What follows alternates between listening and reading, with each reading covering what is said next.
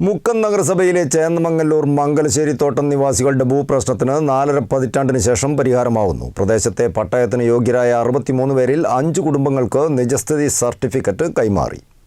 കോഴിക്കോട് ജില്ലയിലെ പ്രധാന ഭൂപ്രശ്നങ്ങളിലൊന്നായ മുക്കം നഗരസഭയിലെ ചേന്നമംഗല്ലൂർ മംഗലശ്ശേരി തോട്ടം പ്രശ്നത്തിനാണ് 4.5 പതിറ്റാണ്ടിന് ശേഷം പരിഹാരമാവുന്നത്.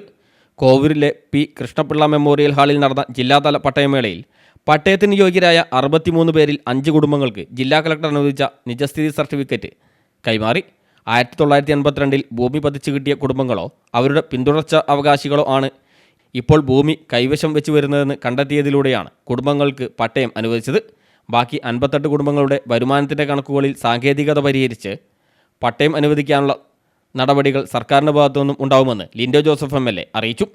1970 അറബിൾ ഫോറസ്റ്റ് റൂൾ പ്രകാരം 1980 240 പേർക്ക് പട്ടയം അനുവദിച്ച് സർക്കാർ 10 സെൻറ്റ് വീതം ഭൂമി പതിച്ചു നൽകിയിരുന്നു.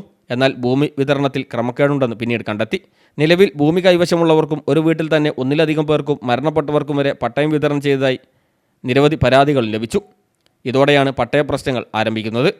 ക്രമക്കേടുകളും പരാതിയും ഉയർന്നതിൻ്റെ അടിസ്ഥാനത്തിൽ 2010 പട്ടയം റദ്ദ് ചെയ്ത് ഉത്തരവായി.